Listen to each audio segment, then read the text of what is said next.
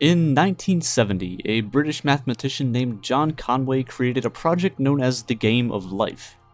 Even though it's a game, it isn't one that you necessarily play. The Game of Life is a zero-player game, which doesn't make much sense when you hear it. The way it works is, you put in a set of initial conditions and then observe. That's it. Once you put the initial conditions in, the game runs itself.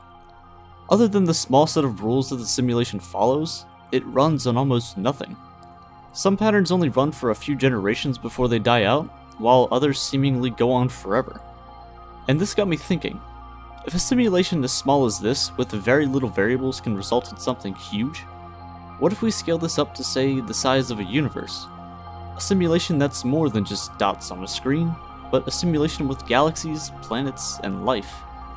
More importantly, if that is possible, how do we know that we aren't living in one of those simulations right now?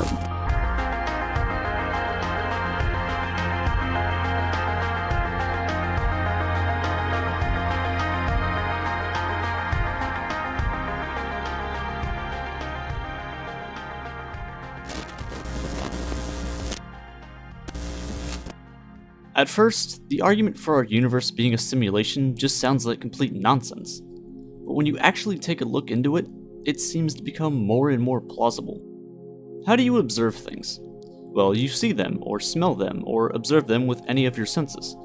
This is your subjective reality, a reality based on a subject, you. You are alone in your own head. Everything that you observe or interact with ends its journey with neurons firing in your brain in a certain way to create your view of the world. With this being said, can you prove that there is an objective reality? That is, a reality that exists independently of our knowledge of it. A sort of overarching reality that encompasses all of our subjective realities. It exists without our observation of it. That sounds kinda confusing though. You can't know that an objective reality exists without someone or something to observe it. For example, if I went outside and stated that it was freezing, and you went outside and stated that it was scorching hot, that is where our subjective realities come into play. From this, it seems that two different minds, two different people, can observe a single object in multiple ways. In an objective reality, it would just be either freezing or just scorching, regardless of either one of our observations. In an objective reality, in order to prove something exists, you would have to observe it without observing it, which is an obvious contradiction. This kinda begs the question, can you prove that anything outside of your own mind is actually real? Babies aren't exactly the smartest things in the world, but they do give us a good insight into how we learn, how our minds develop, and how we become aware of the world around us. If you look outside your window, you might see a tree, or another house, or maybe your car in the driveway. But you don't need to physically look out there to know that those things exist. This is known as object permanence. It is the knowledge that objects exist even when we aren't perceiving them in any way. However, we aren't born with this skill. It's something that is developed over time. I'm sure you've seen or even played peekaboo with a baby before. When you cover your face, babies less than about a year old will believe that you disappeared into thin air. But when you take your hands away, you're back into their reality. The knowledge that things exist even when you can't observe them isn't learned until about 1.5 to 2 years into life. But is that actually true? This goes back to your subjective reality. Sure, after a while you might learn that some things seem to exist when we aren't observing them, but how can you be certain? At the end of the day, it is just your subjective reality. It's due to your consciousness that you can even observe anything. Take this for example.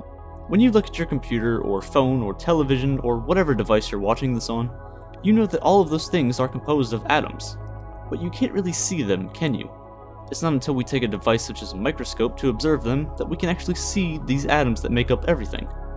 We can't see them until they're observed closely. So if this is true, this can make simulating a universe 1,000,000 times easier. Simulating an entire universe with billions of galaxies over billions of light years would take up a lot of computing power and would really just be a waste. All a post-human species would have to do is just simulate the consciousness of its subjects. Or maybe even subject. Is there any way to prove that anyone you talk to on a daily basis isn't just another function of code in the simulation? All the simulation has to do is just trick you into believing the world around you is real. When you play video games, you'll notice that things don't render in completely when you aren't looking at them. It's a waste of power and energy. Since video games are basically simulations of our own, why wouldn't a simulated universe follow a similar strategy? It's a very arrogant statement coming from a human, but hear me out. If a tree falls in the forest and no one is around to hear it, does it make a sound? It's a pretty popular psychological question, and it fits really well here.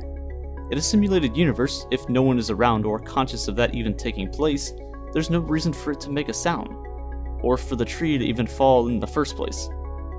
If we stumbled upon that tree later on, it would just be lying on the ground to give the illusion that it fell. If we aren't observing galaxies in the Hubble Deep Field, what's the point of them existing in the simulation at all times? It could be possible that just bits and pieces of what we call the universe exist and are observed at a single time. If we look back at where technology was 100 years ago and compare it to now, you can see an obvious difference. If technology continues to advance at any rate that's greater than 0, then it is possible that in the future, whether it be 100 or 1 million years, that we will eventually have technology with near unlimited computing power. But all I keep talking about is power and energy. How would a civilization even get this kind of power? Remember those creepy Russian dolls that when you open them up, there's another doll inside, and then another and another? There's a concept that's basically that, but on a stellar scale. Take our sun, for example. It's really big and really hot, and it radiates a ton of energy. If we could somehow harness all of that energy, we could use it to simulate millions of universes simultaneously. But how are we supposed to gather all that energy? Using a little something called Matryoshka brains. If an advanced civilization was able to build a megastructure encompassing the sun in multiple layers, just like the dolls, they would have all of the sun's energy at their disposal. A civilization capable of this could most likely do this with multiple stars, and thus will be able to simulate as many universes as they'd like. We can run simulations on our own computers that project our universe on a large scale. The Illustrious project does this very well. Just like the game of life, the project is much like a zero-player game. The scientists who created the project gave it certain properties that match our universe near the beginning and then just let it run. It's able to project our universe on a large scale very accurately, actually. And that's just with the computing power we have today. In the future, simulations like these will get more and more accurate until eventually, it may even be realistic. However, it cannot be perfect. When we observe atoms and attempt to view electrons or other particles, we cannot know both the position and momentum of these particles with 100% certainty. This is called the Heisenberg uncertainty principle. There's a limit to what we can know about the mass, energy, position, and time of a particle, meaning that in any simulation, there is no way to accurately represent everything exactly as it was. You can never truly have a perfect simulation of reality. It will always be slightly slower than the actual reality itself, even with an infinite amount of computational power at your disposal. In order to combat this, limits have to be put in place. Tricks and sleight of hand have to be used. A good example is this. If you have an old computer and try to run the newest games on it with 20 Google Chrome tabs open while also listening to music, you'll see an obvious decline in your computer's performance. The old computer doesn't have the computing power necessary to handle all of that strain, so it slows down. Now, think of black holes. When you're around that much matter in one place, that much information in one spot, time literally slows down. It's as if whoever created the simulation slowed down parts of the simulation to keep the energy required low. Could this be an explanation for the speed of light? Could this be the speed of computation of whatever simulation we may be in? There's no way to tell, and all of this is theoretical, and to be honest, insane. But it doesn't mean we shouldn't think about it. It could actually help answer some of the most sought out questions we ask. For example, the Fermi paradox. When we look out into the universe, we don't see any other signs of life. Are we really alone? Are we just a glitch in the simulation, or are we just not looking hard enough? Take the creatures that exist at the bottom of our oceans. Are they aware that we humans even exist? Are they aware of anything outside of their immediate vicinity? Do they know that they're living on a big rock floating around a hot ball of gas orbiting some big black hole of death in the center of the galaxy that sucks anything and everything in? Probably not. What if we're just like those creatures, but the furthest that we can observe or are aware of is what we call the observable universe? Perhaps the universe cannot exist without conscious minds to observe it. The idea of simulated universes could also explain the multiverse theory. The idea of a multiverse is just that, multiple universes, or perhaps infinite universes. In many situations, when there's a high chance of someone getting killed or someone has a near-death experience, they are reported to have said that their life flashed before their eyes. Their most special moments and memories from their life all comes rushing back to them in an instant. Researchers from Hadassah University in Jerusalem analyzed multiple cases of people who experienced these near-death experiences. In almost all of these cases, those being interviewed stated that they had lost all sense of time. One of them wrote, "There is not a linear progression, there is a lack of time limits. It was like being there for centuries. It happened all at once, or some experiences within my near-death experience were going on at the same time as others, though my human mind separates them into different events."